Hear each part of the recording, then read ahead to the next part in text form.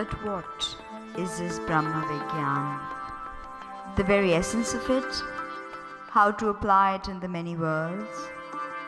Well, if this is investigated thoroughly, then it is realized that the sun, the spiritual sun that is a very fundamental core of all things. Creation, preservation, and destruction. They are all subservient to the sun in our reality, as the sun is at the very core of our existence. The emanation of Ichha Shakti, Jnana Shakti, and Kriya Shakti all stem from this gigantic life force we know as our sun. To refer to the sun as our final liberator is in fact no exaggeration, which is why the sun has been worshipped by most cultures and peoples, namely the Hindus, the Zoroastrians, the Egyptians, Mayans, and pagans. Divine knowledge of oneself and self-realization is heavily dependent upon the exploration of the consciousness of the sun. And the sun has played a very important role in the yoga traditions of the hoary past, and still does so today. To sum up this thread, we must understand that the ultimate aim of yoga and science is one and the same, complete in its harmonic resonance, totally synchronistic. In its intricate finery, we can say that science is also Mahayog, and what we understand as yoga is nothing but divine science. They are sides of the same coin. There is only a difference in the processes applied by both. Therefore, both yoga and science are most crucial in the path of sadhana. Science only aids and supports the yogic journey, and vice versa. If Surya Vigyan is studied and understood perfectly, every other science, which is an integral part of this great body of knowledge, will be comprehended with ease. In the Shastra of Yoga, the knowledge of everything manifested and unmanifested, the absorption and assimilation of all sensibilities and essences, the merging of Atman to Brahman, are siddhis coveted by Khanda sadhaks, and are the supreme qualities of such sadhana. Now, in the world of science, solar science is also the primary field of study, which is parallel to all above-mentioned siddhis. Chandra Vigyan, or lunar science, Nakshatra Vigyan, a science of all celestial bodies, Vayu Vigyan, or wind science, Swar Vigyan, or sound science, Deva Vigyan, or the science of the gods, or Devas, also known as angels or Farishtas, are all integral parts of this Surya Vigyan. Bholanath excelled incredibly in both the fields of yoga and science, with flawless perfection, and gained full knowledge of both. Manikanchan Yoga is baffling for most. The ancient rishis were consummate in this yoga, and Bholanath imbibed these qualities. With his guru's benevolent kripa and through his iron will, he gained distinction in the practice of this most puzzling and coveted Manikanchan Yoga,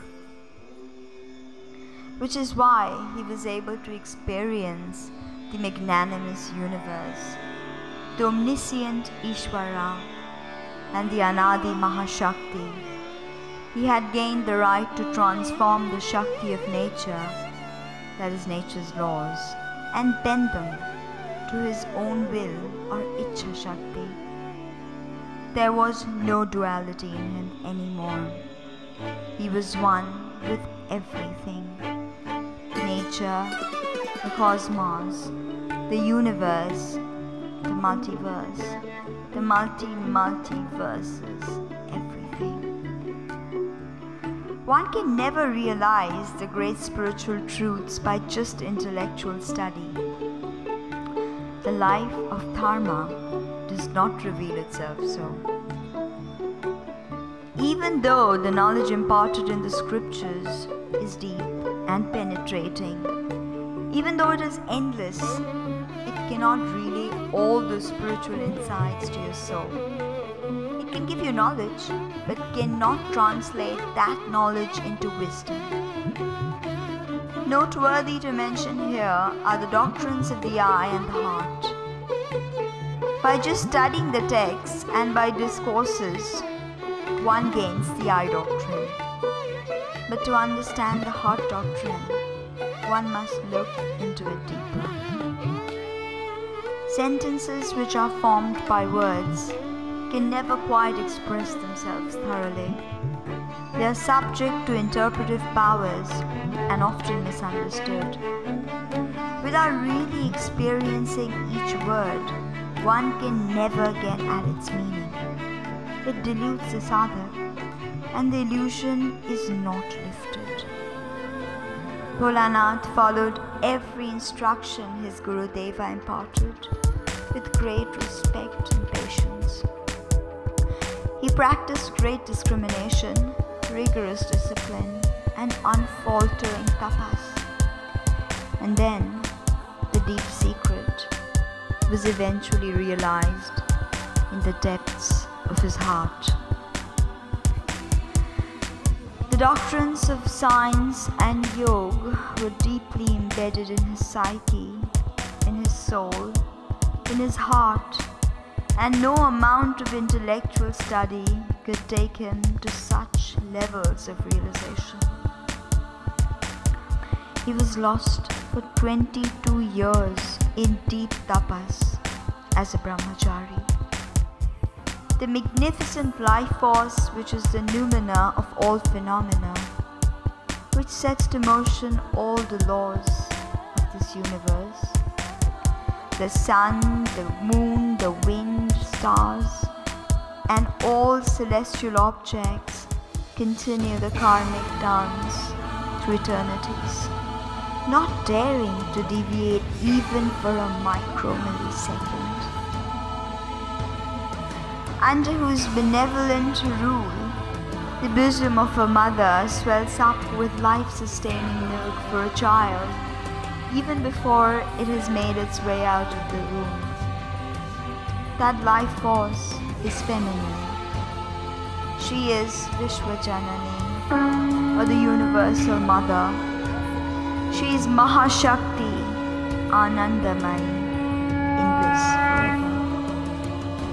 And if one can totally surrender to her, then there should be no need for worry or stress. When man relinquishes his insignificant ego to this Adi Shakti and feels its presence in ups and downs, pain and pleasure, order and chaos, inside and outside, in sleeping, dreams and waking, then Aham fades away. As all the stars in the heavens disappear when the sun rises in the east, everything pales in comparison